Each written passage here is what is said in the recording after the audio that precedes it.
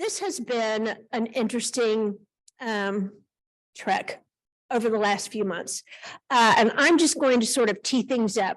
And I'm going to turn it over to, we have a little presentation by video.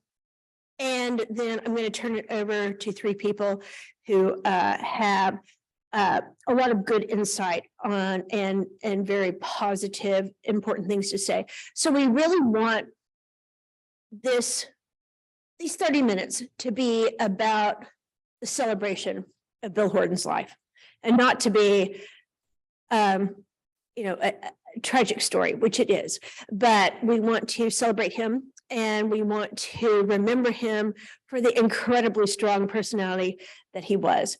And so when we give out Lifetime Achievement Awards, very few and far between for the health law section.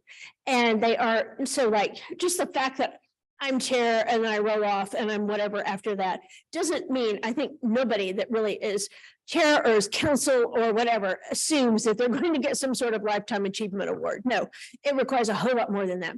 But we have at least a couple of people here in the room that have earned that. And it was because after they were chair, and they were instrumental in the section before that, and after they were chair, they went on to serve in these really important positions within the ABA. And there are those of us who think that that's really important. So we have the we have the Tonys, we have the Gregs, we have the other people that have given that time. And so after your chair year, if you were somebody who is has given that, if this is something you love and is really important to you, then you might be chosen to be what's called a delegate, to the House. And that's can be a 9-year position. And it's really, really important. And so Bill would have received this Lifetime Achievement Award in August anyway, after having spent his time building the section, being chair, and then serving his years as our House delegate, who really it's a really important position. And so he would have received it anyway, or we would have liked to have put that up. But in the circumstances, we decided that let's not wait. It wasn't looking like it was time to wait. And so we decided to go ahead and give it to him now. We had hoped that he would make it to be able to listen to this presentation tonight. We had that set up. That didn't work out. But as I've talked to so many people, and we had a dinner last night, I think it's really kind of providential that we're all here. People, we're in a place that Bill would have been if he could have been, and would have been a huge presence if he could have been. And, and he's not, but it's so cool that we all have the opportunity to raise a glass, say hello, and tell stories about Bill, that we're here together. And I think he would have found that wonderful, even though he was not able to hang on until he could watch us give this to him, but he knew about it. And so I think that's really important. But this is an award that goes to very few who have really given so much of their careers and so much of their lives to the ABA in general and to the health law section. And so I want to turn it over now to people who have a real connection and that have even more to say than some of us who've known Bill for forever. I can't even imagine. It's been difficult not to have Bill at these, at our meetings. And it's hard to imagine an ABA health law meeting without Bill. And so we're going to honor that, and we're going to remember some stories. And then I have, as I said, I have some cards that I'm going to set out. If anybody wants to send a card to his family, we'll collect them and send them on. But I think we're going to start with the video, and then we'll go from there. Just remember that, like, this video And my purchase of cards and things were before Bill had passed. And so there's a little bit of slight. Well, just keep that in mind. That's all. So just keep that in mind. All right. So anyway. Yeah.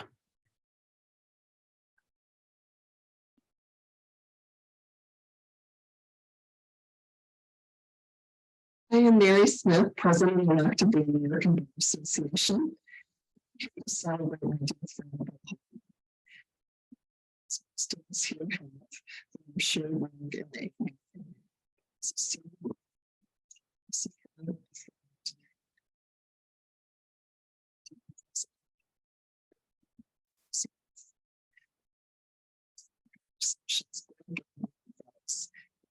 does not.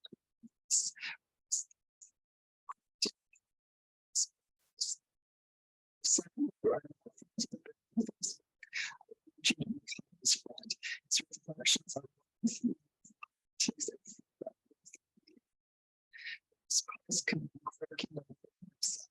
here's an excerpt from the post. I grew up in a home that, objectively speaking, regularly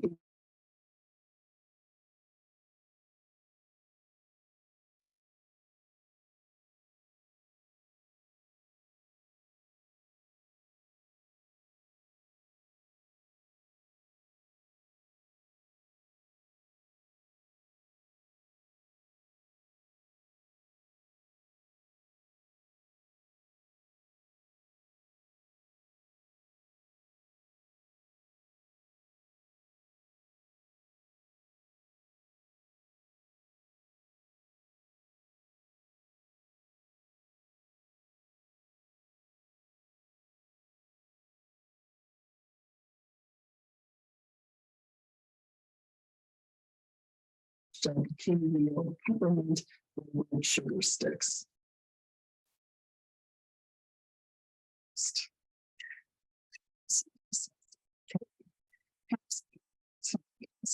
Consider the presidential company. This is for Bill. Changing topics, I just wanted to throw something out there as to which there's no need for reply. Should you find yourself in the likely position of having a shortage of married, cis-hetero, distant 60-something white guys practicing in reasonable knowledge law firms who have to serve the presidential appointments coming to be considered? Well, we got we have a choice. It's to say, I'm supposed to be this company, and I'm so glad that I did.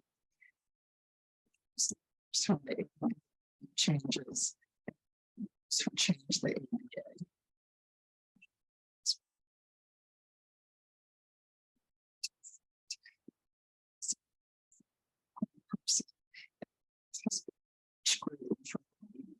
So proud to have such a company.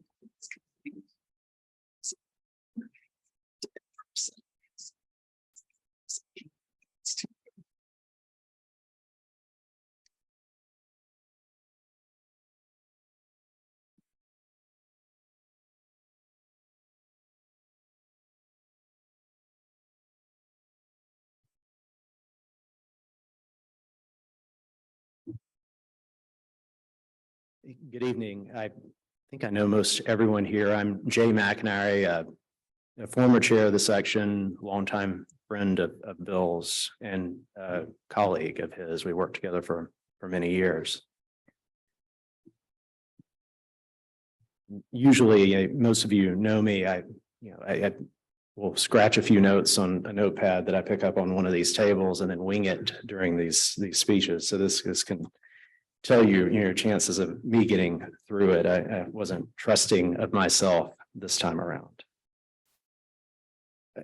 I can't think of anyone more deserving of a Lifetime Achievement Award than Bill Horton.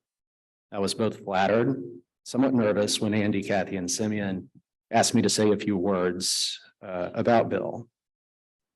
I was excited though,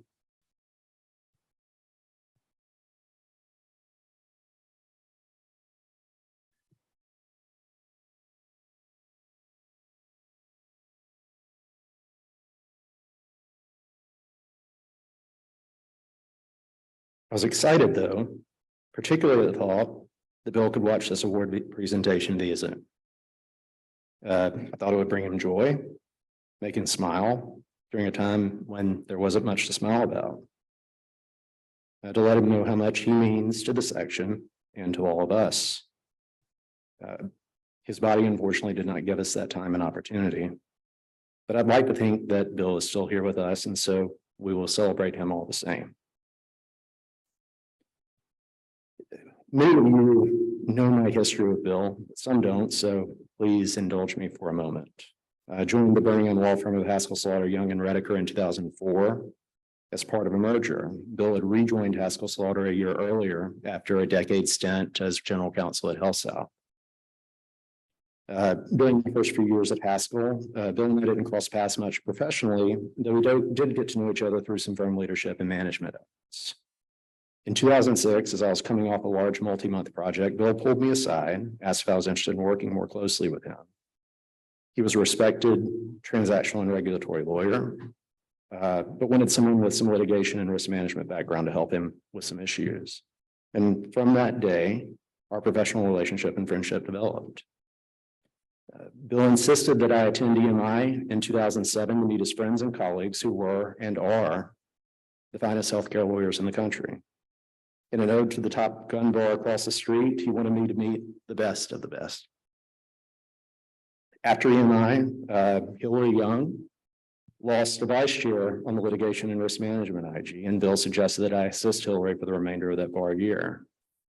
And for the next 16 years, I had the pleasure of working for and with Bill to serve the section.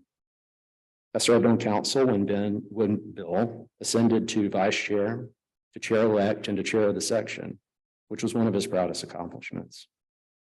He was ending his chair year when I was nominated to serve as secretary of the section.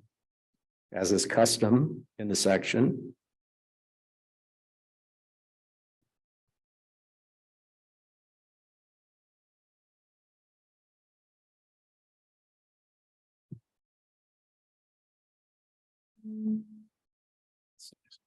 the section chair is given the privilege of calling newly nominated officers and council members to share the good news. I still remember that call from Bill like it was yesterday.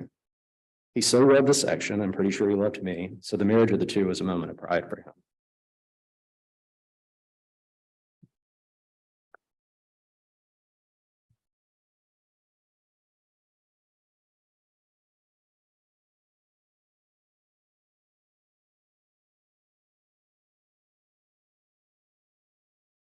I wouldn't be standing here today if it wasn't for Bill. I wouldn't have the wonderful, enriching, forever friendships that I have developed through the health law section without Bill Horton. My professional and personal life would look much different. I was lucky to have him in my life. The same can be said, and this doesn't need to be about me, and I'm making it about me. The same can be said as has been said by many of you. Bill touched so many lives. It's evident by the many conversations, memories, and toasts shared here just over the past 48 hours.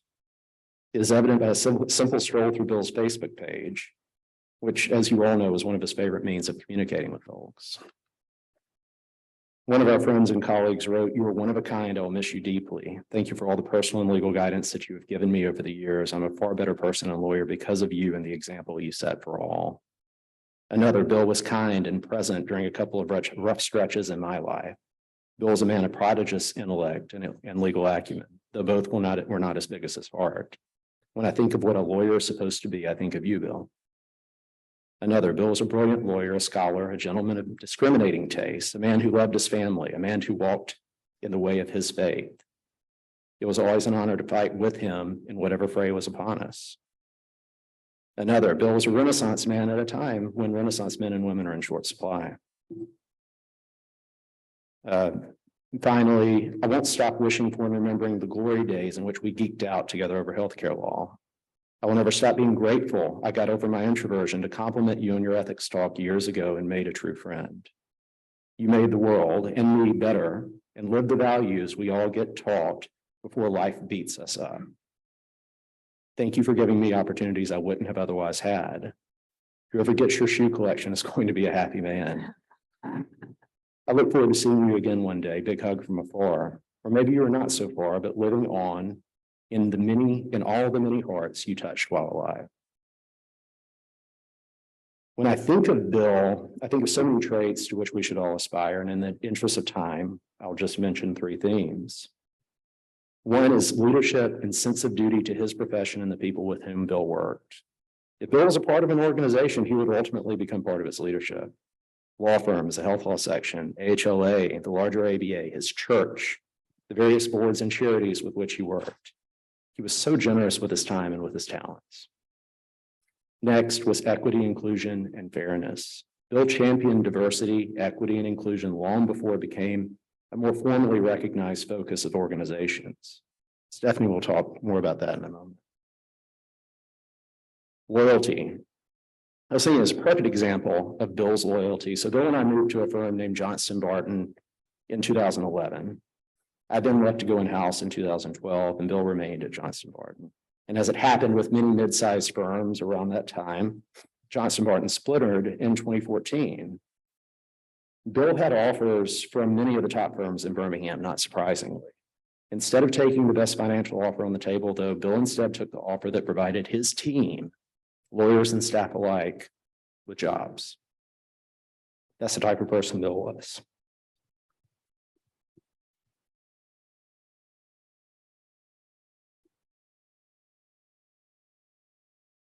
The void left by Bill's loss to the health law section and to many of our lives is immeasurable.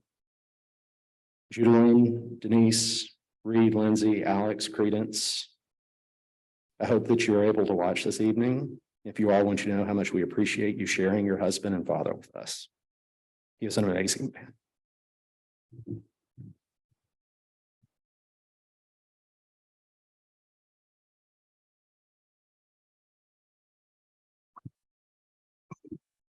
Good evening, everyone. I'm Stephanie Dorville, for those of you who don't know me personally, and I'm really honored to be here. I mean, I've only been a part of Bill's, professional entourage so for the past 10 years or so, but he made such an impact on me and on so many of us in, the elder millennial generation of lawyers within the healthcare section.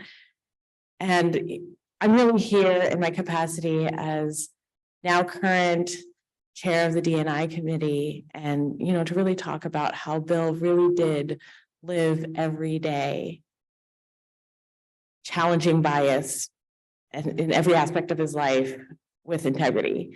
And that started the day he met me, because I was talking with folks yesterday at a dinner, and when I met Bill, I'm from Florida, I'm from South Florida, I'm a child of immigrants, and when I met Bill, I met an Alabamian from the South with an accent, and I was on high alert. So I did not know what to expect from Bill. I was like, okay, I'm new in my career, so I'm just gonna smile and nod and not try not to ruffle feathers, because I do need to have a career. And he surprised me at every turn. He was thoughtful. He made me feel welcome, like I was one of his own children, honestly. And even though we had such different experiences, he was open to hearing from me on any issue that I had a problem with, on any personal challenge that I was dealing with. And that's who Bill was to me. I mean, he treated everyone like family, and he could make everybody feel like they were special, even in a crowded room. And I mean, going back to challenging biases, he's always been able to overcome adversity in so many aspects of his career, and he's been able to impart those lessons to all of us. He doesn't reserve those for the people that look like him. He gave that knowledge to anybody who was open to it and asked. I mean, he didn't have to talk about his experiences at Health South, but he did. He didn't have to talk about how some of the people in his family may have had views that were challenging for him to come to terms with later in his life, but he did. And he was always open to learning, to evolving. Although he definitely had a large adherence to tradition. Speaking to his bow ties, his suspenders, and his loafers. But with that adherence to tradition, he was such a great teacher. And all of us learned so much from him. When he told me, oh, I'm teaching at the School of Optometry. I'm like, what are you teaching at the School of Optometry? But in a way, I felt jealous of those optometry students because they could hear from someone who was one of the best storytellers ever. He lived diversity, equity, and inclusion. I mean, it wasn't only in his career and in his mentorship of so many of us here in the section, but he lived it through his family and good works.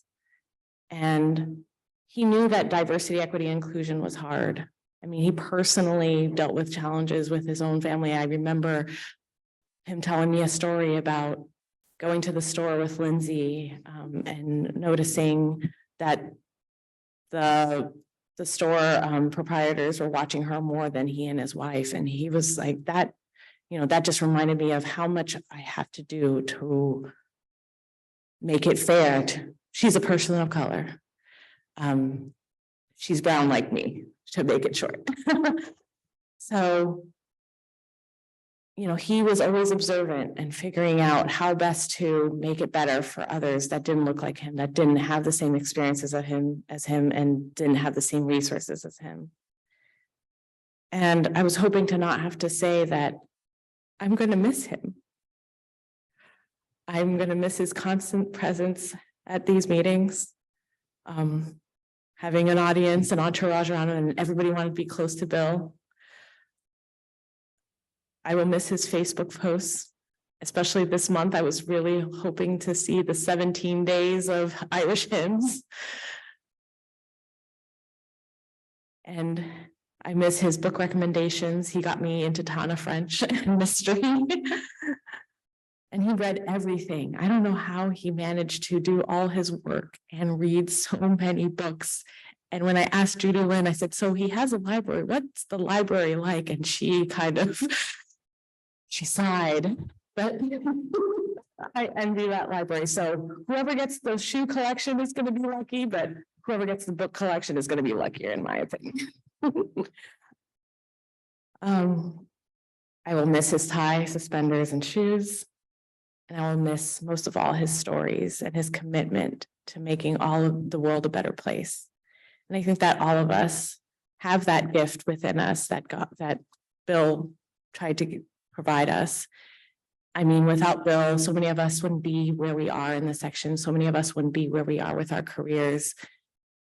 And I mean, that's his legacy, that he's given us that chance to be the best we can be. And I think that all of us here have that duty to Bill and his memory and to carry on that legacy for others, and especially for those that may not look like us. So I'm grateful for the time that I had with Bill. I'm grateful that all of us had this time with Bill. And I am so glad that he is reunited with the ones he loves. But I want to say that all of us are here for his family, for Judy Lynn and his wonderful children. And I want them to know that he's been an inspiration to so many of us, and that we will never forget, and we will always carry on his legacy going forward. Thank you all. And I really am grateful to Andy and Jay for letting me have the opportunity to speak, especially since I had such a short time with Bill compared to everybody else. But thank you.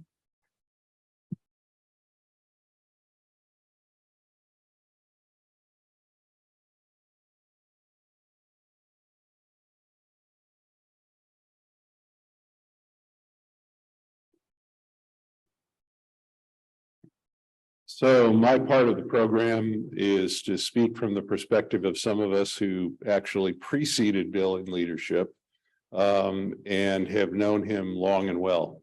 I enjoyed an unusual relationship with Bill in that we really could talk about anything, the two of us.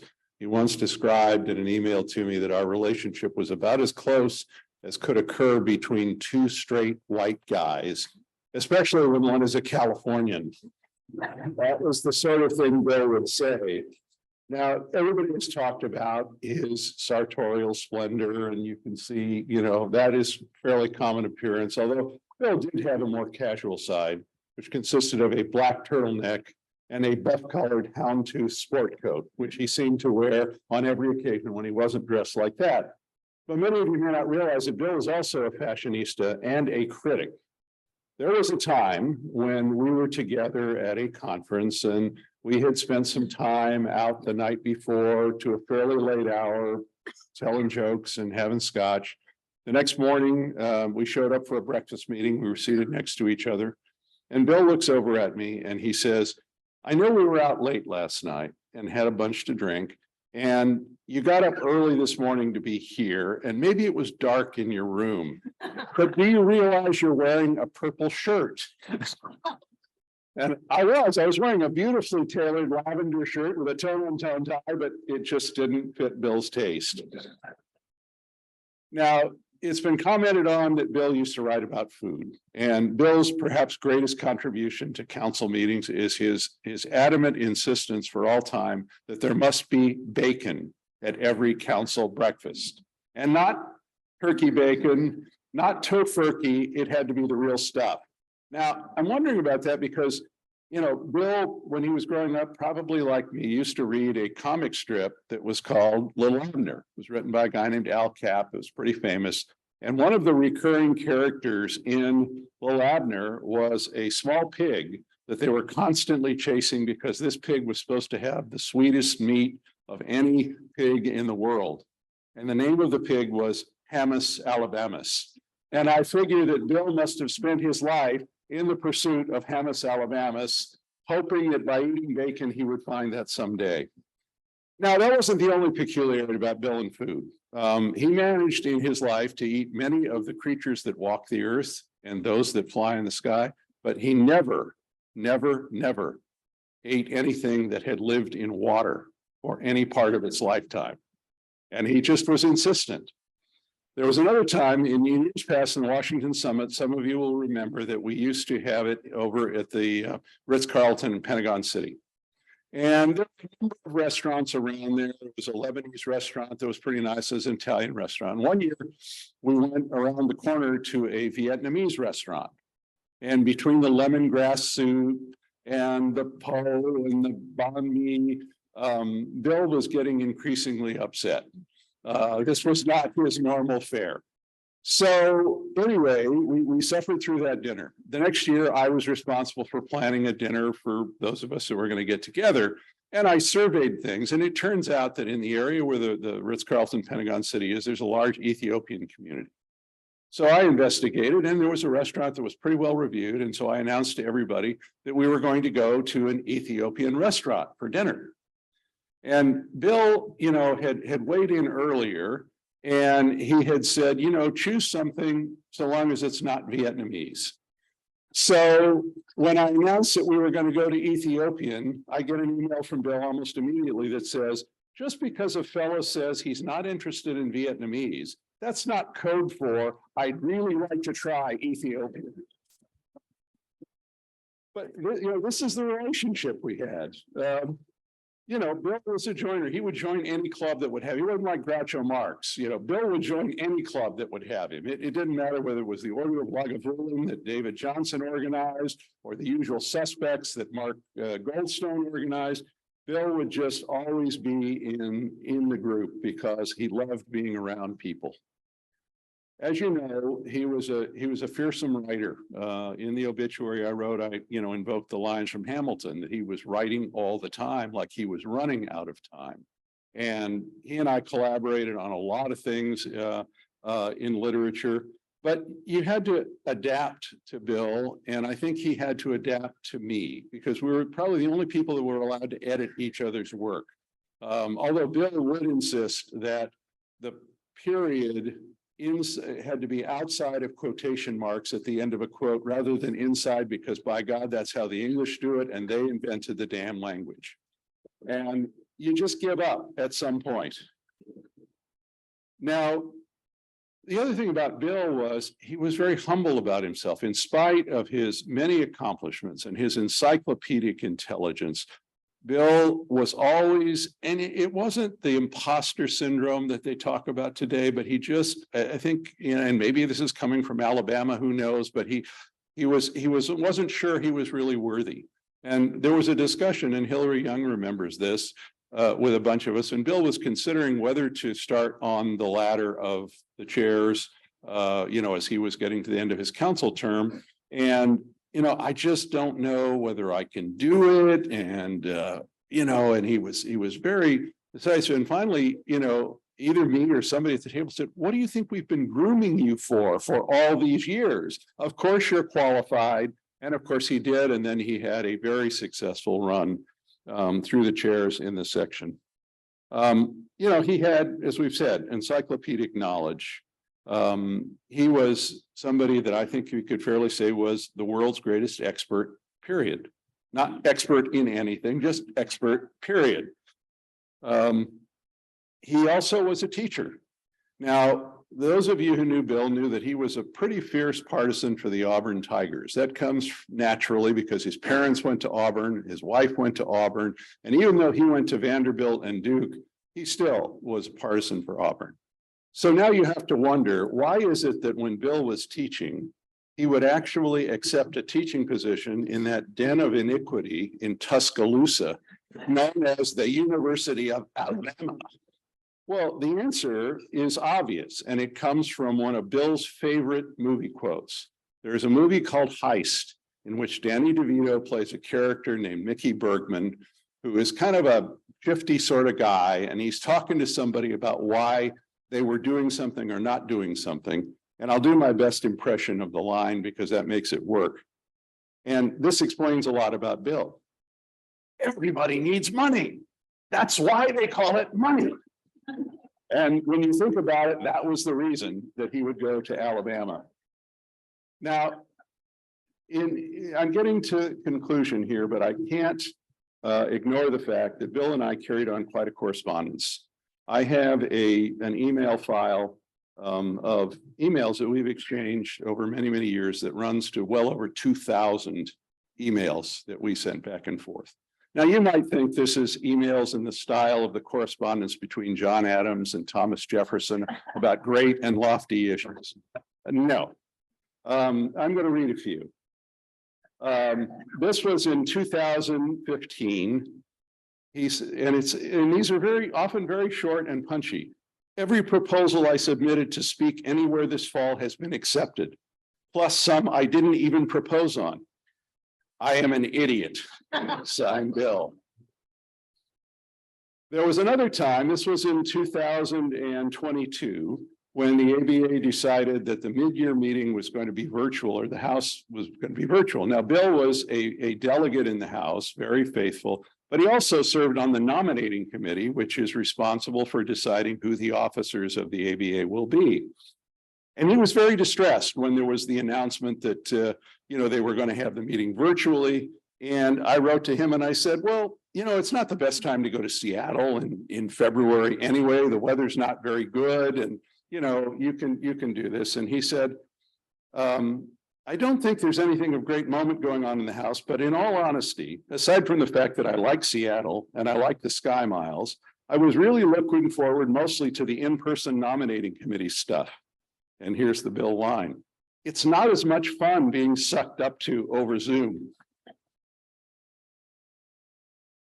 So, you know, another time there was somebody who, and I won't name him by name because he will be president of the ABA someday, who announced his platform was, my goal has always been to be member focused, expand opportunities to lead, bring new voices to the table, simplify the organization, multiply member benefits, and advocate for things that matter. I believe in being active, not reactive. Bill's comment. The beauty of that platform, it can be used to run for any position in any organization, anywhere, at any time. You got to love it. And my reaction was, yeah, that pretty much sums up this individual. I like him, but empty phrases are his stock in trade. To which Bill replied, advocate for those things that matter sort of reminds me of one of my favorite examples from the business jargon from the indispensable book, Why Business People Speak Like Idiots. See, this is the kind of thing Bill would read. Results driven. The opposite of this is for the sheer hell of it. Because so few business proposals have succeeded by describing the project that will be done for the sheer hell of it. It's a good expression to lose. Another time, and David Douglas, I think, is in the room here. He was in this thread. We were talking about a resolution that David was promoting that was going to come before the House of Delegates concerning having a diversity requirement as part of your hours that you need as a lawyer for certification. And we were lining up sponsors for it. And Bill allowed us how he was going to reach out or thinking about reaching out to Robert Gray, who was a former president of the association, very prominent African-American member. And he said, I don't know Robert Gray, and any doubt my name means anything to him, but I saw him in the lobby of the Mandarin Oriental when Hen had her council meeting there, but that's as close as I've ever gotten to him. And David Douglas, who is prone to pithy things himself, said, I hope that is not your best celebrity sighting story. To which I replied, when your world revolves around Birmingham, Alabama, with the ABA and AHLA meetings mixed in, the opportunities are somewhat limited.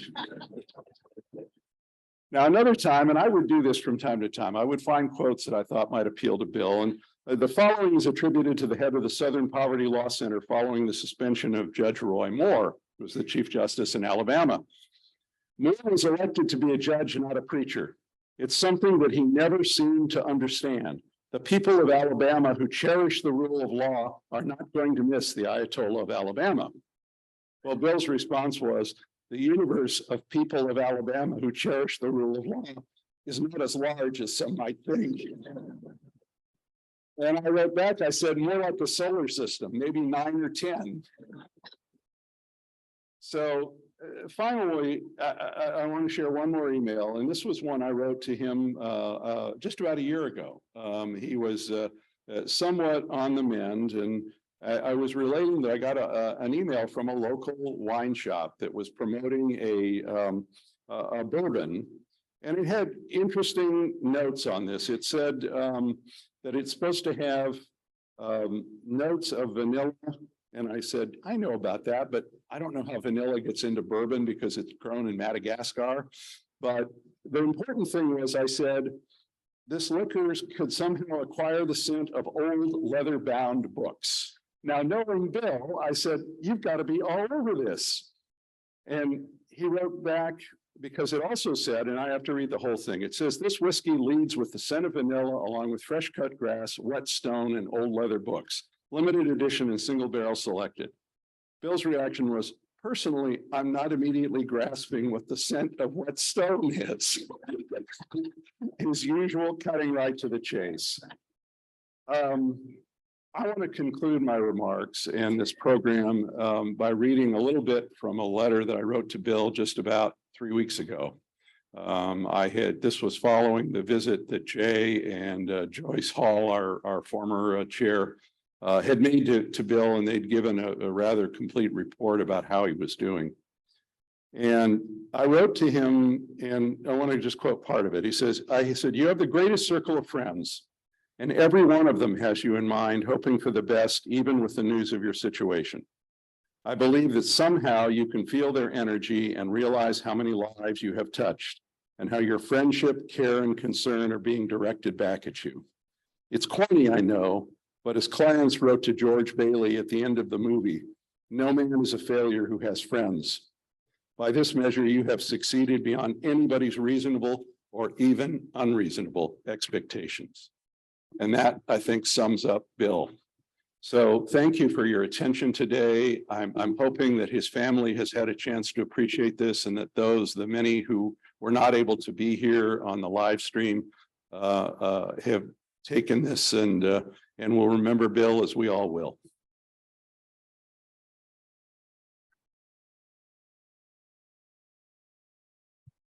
Thank you all so much for your time and attention, and thank you three for giving so much of your emotion and your love and thoughts about Bill. It's really kind of hard to look at his picture, to be honest. But so now we're going to move on to our next event, and we have a